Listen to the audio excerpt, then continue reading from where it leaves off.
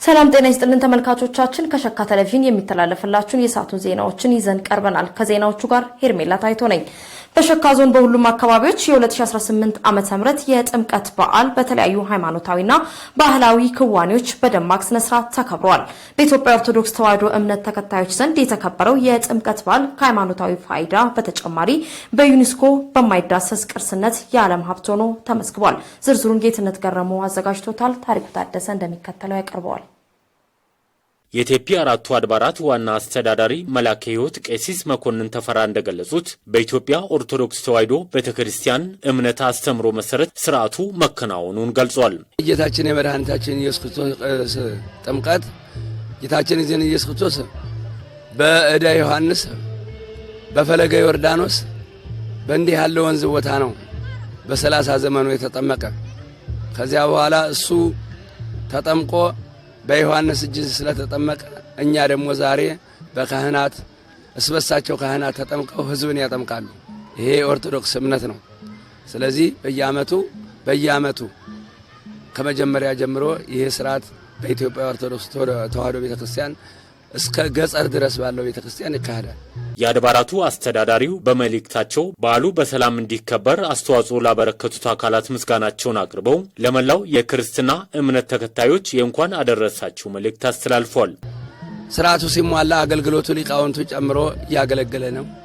ህዝባችን በደስታ በዚህ ሲጠመቅ በዚህ በሰፊው ቦታ የከተማው አስተዳደር በሰፊው አዘጋጅቶልን ቦታው እንደዚህ አድርጎ ለመጠመቅ ችለናል እና ከተማውን አስተዳደር እያመሰገንን ያለ ነው ማለት ነው።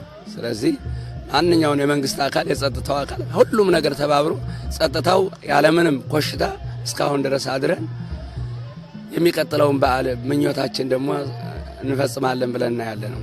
የጥምቀት በዓል ኢትዮጵያውያን ከሚያከብራቸው የአደባባይ በዓላት መካከል አንዱ መሆኑን የገለጹት የእምነቱ ተከታዮች የመተባበርና የአንድነት መገለጫ መሆኑንም አንስቷል። የህዝቡ ያለው ፍቅር፣ መተሳሰቡ፣ አንድ ላይ መተባበሩ አንዳንዱ ባህሉን የሚያታውቅበት ሁኔታ እየተፈጠረበት ያለው የሃይማኖት አባቶች፣ መዘምራን እንዲሁም ዘማሪያን ሁሉ ተሰባስበው በደመቀና ደስ በሚል ሁኔታ ነው እየተከበረ ያለው ቴፒሊያውን በጣም ደስ ይላል። በጸጥታውም በኩል በከተማ አስተዳደር በሁሉም በኩል ህዝቡ እንደዚህ እንደምታዩት ደስ በሚል መንገድ በዓሉን እያከበረ ነው ያለውና በጣም ደስ ይላል። በእምነቱ ተከታዮች በዓሉ መተባበር የታየበትና በርካታ በጎ ፍቃደኛ ወጣቶች የተሳተፉበት እንደሆነ ጠቁመው ይህን መደጋገፍና አብሮነትን አጠናክሮ እንደሚያስቀጥሉም ገልጿል። ይህን አስመልክቶ ደግሞ የምታዩት ይሄ በመሃላችን እየዘመሩ የሚሄዱት ወጣቶች 770 በላይ እና ከዛም በላይ ሴቶችና ወንዶችን በጠቅላላ በከተማ ያሉ ወጣቶችን እያስተማራ እንገኛለን። ከዛም በመቀጠል ደግሞ ምንድነው ዘንድሮ ህዝቡን በጣም በተረጋጋ መልኩ ወጣቱ ከያለበት ከተለያየ ከጫትና ከሲጋራ ቦታዎች በመሰብሰብ ለእምነታቸው ያላቸውን ክብር የገለጹበት ትልቅና አብይ በዓል ነው። የአደባባይ በዓላት የህዝብ ለህዝብ ትስስር ከማጠናከር በተጨማሪ ለሀገረ መንግስት ግንባታ ያላቸው ፋይዳ ከፍተኛ መሆኑ ተገለጸ። በደቡብ ምዕራብ ኢትዮጵያ ህዝቦች ክልል በሁሉም አካባቢዎች የጥምቀት በዓል በድምቀት ተከብሯል። በየዓመቱ የኦርቶዶክስ እምነት ተከታዮች ዘንድ በደማቅ ስነ ስርዓት የሚከበረው የጥምቀት በዓል በሃይማኖታዊ ስርዓት በዝማሬና በባህላዊ ትውፊት በክልሉ በተለያዩ ቦታዎች በድምቀት ተከብሯል። የጥምቀት በዓል ደምቆ በሰላም እንዲከበር ምዕመናኑ፣ የጸጥታ አካላትና ወጣቶች ያደረጉት አስተዋጽኦ ከፍተኛ መሆኑንም የበዓሉ ታዳሚዎች ጠቁመዋል።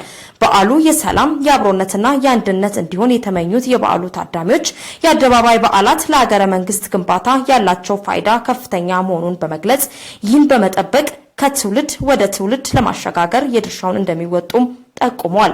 የጥምቀት በዓል በደቡብ ምዕራብ ኢትዮጵያ ህዝቦች ክልል ውስጥ በሚገኙ ሁሉም ዞኖች በደማቅ ስነ ስርዓት ተከብሯል።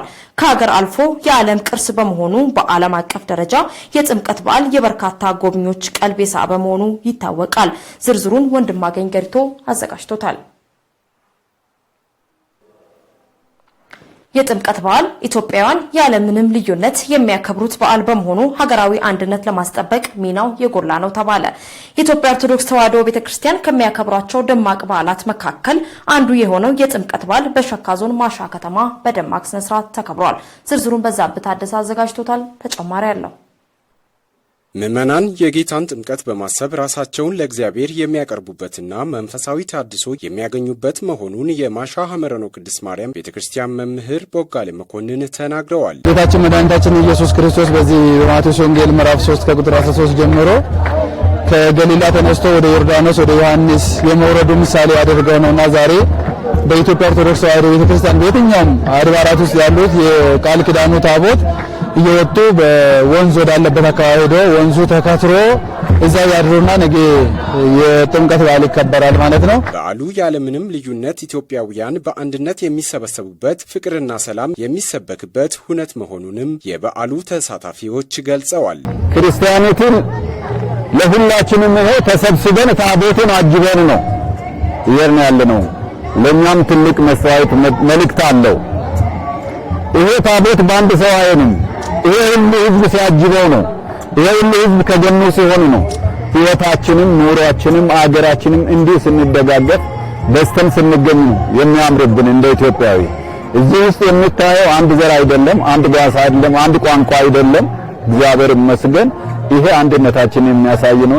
አክለውም ባህላዊ አልባሳትን ለብሰው የሚያሳዩበት የአገር በቀል ዕውቀቶችና ዜማዎች የሚንጸባረቁበት በመሆኑ ለትውልድ ቅርስን የማስተላለፍ ሚናው የጎላ መሆኑንም አንስተዋል። በዓል በመዝሙር በባህል በተለያየ ነገር ነው የሚከበረው።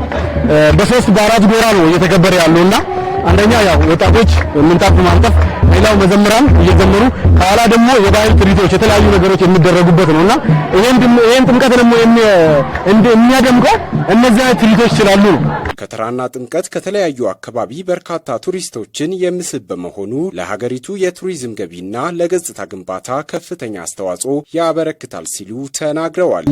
ተጠብቆ የሚኖር ለትውልድ የሚተላለፍ ሃይማኖታዊ የሆኑ ባህሎች ይንጸባረቃሉና ይህን ባህል ለማየት እንግዲህ ሁሉም ከየዓለም ክፍል ወደ ሀገራችን የሚመጣበትና ሀገራችንን መቻቻልን እንዲሁም ሃይማኖታዊ ስርዓትን ለዓለም የሚታሳይበትም ስለሆነ የሀገራችን ገጽታ በግል የሚታይበት ነውና እንደም በዩኔስኮ የተመዘገበ በዓለም ነውና ይሄ በዓል ለዚህ ሲል እንግዲህ ብዙ ቱሪስቶችም ወደ ሀገራችን የሚመጡበት ሀገራችንም እንደውም የህዝቦቹን አንድነት ብቻ ሳይሆን ከዚህ ከቱሪዝም ሀብትም የምታገኙበትም ስለሆነ ሀገራዊ ፋይዳ በጣም ትልቅ ስለሆነ ሁሉም በመቻቻል የሚያከብሩበት በዓል ነውና በጣም ተነግሮ የማያልቅ ፋይዳ አለው።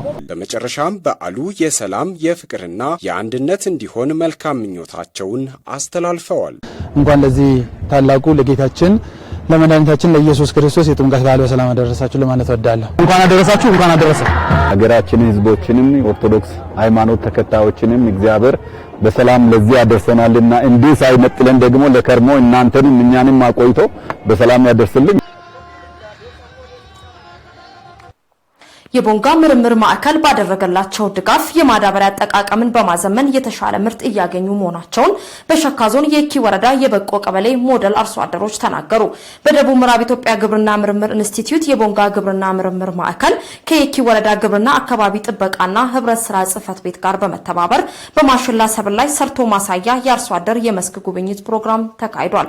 ዝርዝሩን ጌትነት ገረመው አዘጋጅቶታል። ተጨማሪ ያለን በጉብኝቱ ወቅት በቦንጋ ግብርና ምርምር ማዕከል የተፈጥሮ ሀብት ምርምር ዳይሬክተርና የአፈር ለሚነት ተመራማሪ ወይዘሮ ቆንጅት አብርሃም የአፈር ማዳበሪያ አጠቃቀም ስራን ለማሻሻልና ለማዘመን ትኩረት ተሰጥቶ እየተሰራ መሆኑን ጠቁመዋል። ዳፕና ዩሪያ መጥነን እጽዋቱ በሚፈልገው ሰዓት መስጠት ምን ያደርጋል? ምርቱን የበለጠ ከፍ ያደርገዋል ማለት።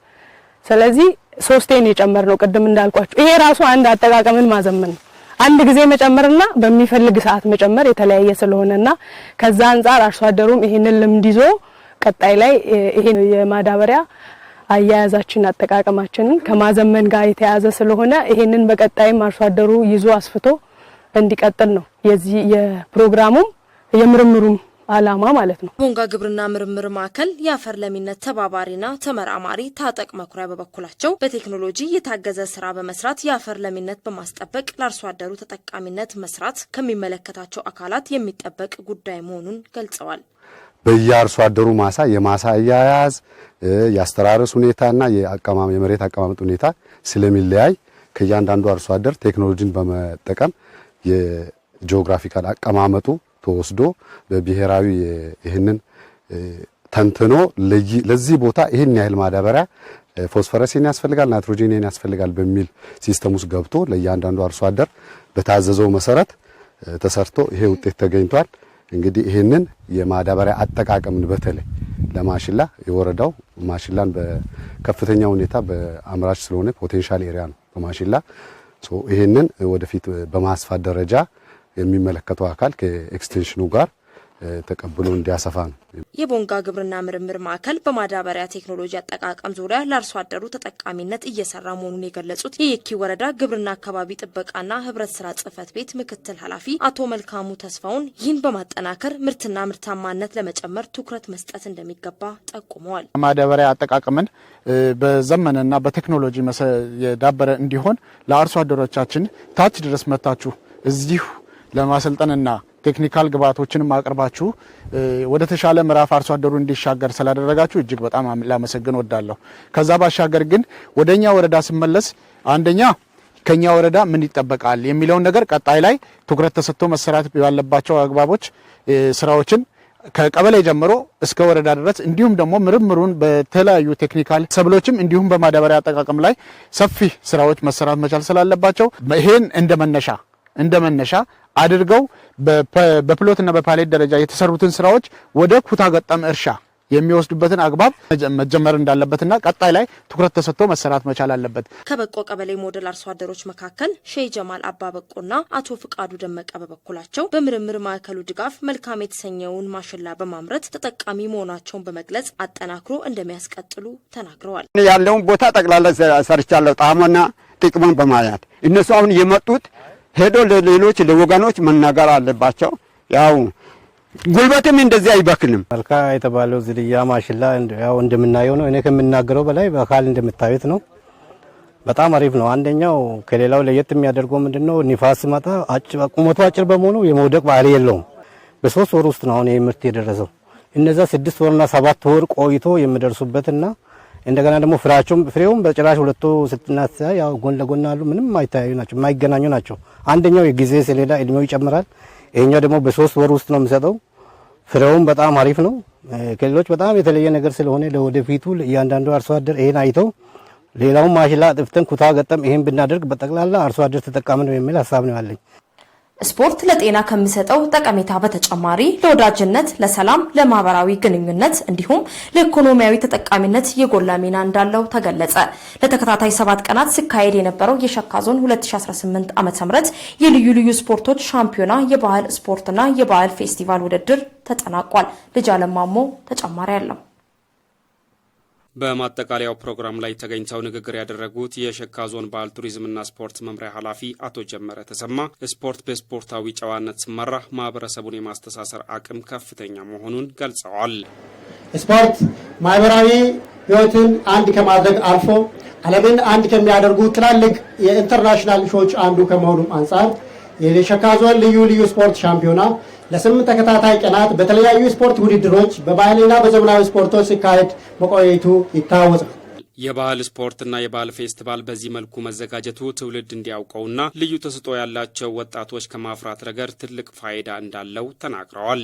ስፖርት ማህበራዊ፣ ፖለቲካዊና ኢኮኖሚያዊ መስተጋብሩ ዓለም አቀፋዊ፣ አገር አቀፋዊ እንዲሁም ክልላዊ ያለ እስከ ቀበሌ የሚደርስ ጤናማ ብቁና አካል ብቃቱ ተስተካከለ ዜጋን ለመፍጠር እጅግ በጣም ከፍተኛ ሚና ያለው ነው።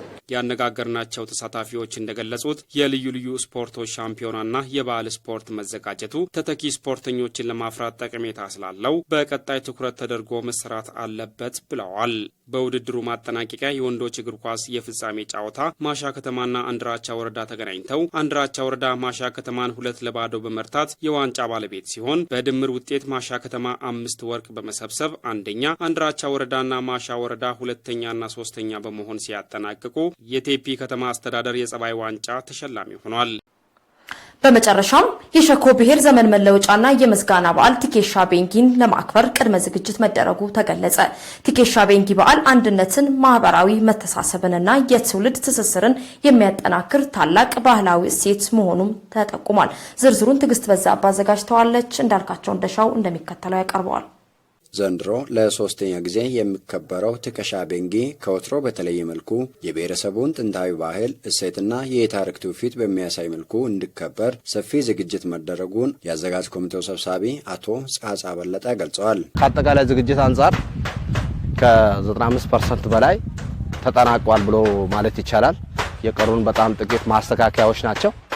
እነሱ ከመስተንግዶ ከተለያዩ ኮሚቴዎችን አደራጅተን ስራ ጀምረናል። እያንዳንዱ ኮሚቴ ስራ ላይ ነው ያሉት። አሁን የምንገኝበት የቦታ ዝግጅት ቦታዎች ናቸው አሁን እየተገነቡ ያሉት። ከነገ በኋላ ሙሉ በሙሉ ስራው የዲኮሬሽን ስራ ነው ብቻ ነው የሚቀረው። በሸኮ ብሔረሰብ ዘንድ አሮጌው ዘመን አልፎ አዲሱን ዘመን የሚቀበሉበት እርቅ የሚወርድበትና የምርት ዘመን የሚባረክበት ታላቅ በዓል መሆኑንም ጠቁመዋል። ይሄንን ስርዓት በአመት አንዴ ነው። በአመት አንዴ ከእህል መድረስ ጋር ከምርት መሰብሰብ ጋር ተያይዞ የሚመጣ በዓል ስለሆነ በጥናት ከተረጋገጠ በኋላ ዘንድሮ ለሶስተኛ ጊዜ ነው። ይህንን በዓል በድምቀት ለማክበር ማህበረሰቡ እንዲሁም የሸካ ዞን አስተዳደር ከፍተኛ አስተዋጽኦ ማድረጉንም ገልጸዋል። የሸካ ዞን አስተዳደር ለሶስተኛ ጊዜ ነው ከመጀመሪያው አመት ሲጀመር ጀምሮ ለበዓሉ ስኬት በሀሳብም በገንዘብም ይደግፋል። በመጀመሪያው አመት 300 ሺህ ይደግፋል፣ ህብረተሰብ አስተባብሯል። በሁለተኛ አመት ደግሞ 500 ሺህ ብር ከመንግስት ደግፏል። በተመሳሳይ አጠቃላይ የዞኑ ማህበረሰብ አስተባብሯል። በዘንድሮ ደግሞ 1 ሚሊዮን ብር ከዞኑ ማሻ ወረዳ እንደዚሁ 250 ሺህ ብር ደግሷል። አንድራቻ ወረዳም በተመሳሳይ የኪ ወረዳ ወደ 1.2 ሚሊዮን ብር፣ ቴፒ ከተማ 600 ሺህ ብር ሰጥተዋል። ህብረተሰቡን ደግሞ በተመሳሳይ በከፍተኛ ሁኔታ ድጋፍ አድርጓል። ከጥር 7 ጀምሮ በቀበሌ ደረጃ በተለያዩ ባህላዊ ኩነቶች ሲከበር መቆየቱን ገልጸው በቴፒ ከተማ ጥር 14 እንዲሁም ጥር 16 2018 ዓ.ም በሸኮ ከተማ እንደሚከበርም ተናግረዋል። ዘንድሮ ደግሞ ይሄን የቀበሌዎቹን አጠናቀን ስናበቃ በቴፒ ማዕከል ላይ በቀን 14 ይከበራል። በቀን 15 የበዓሉን አስመልክቶ የተዘጋጁ የፓናል ውይይት አለን ሸኮ ማዕከል ላይ።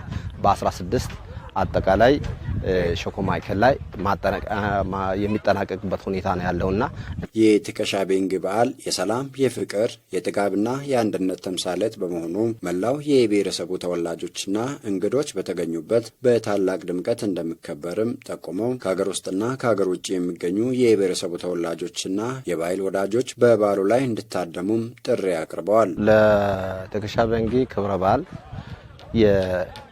የብሔሩ ብቻም ሳይሆን የህዝብ በዓል ነው። ለዚህ ደግሞ በዞን ውስጥ የሚኖሩ ማህበረሰቦች፣ በአግሮባች የሚኖሩ ማህበረሰቦች አጠቃላይ በቀን 14 ቴፒ አካባቢ ያላችሁ ሰዎች የፕሮግራሙ ታዳሚ እንድትሆኑ በአስተባባሪ ኮሚቴ ስም ጥሪ ለማስተላለፍ ነው።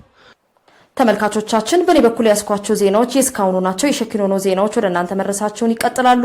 አብራችሁን ቆዩ።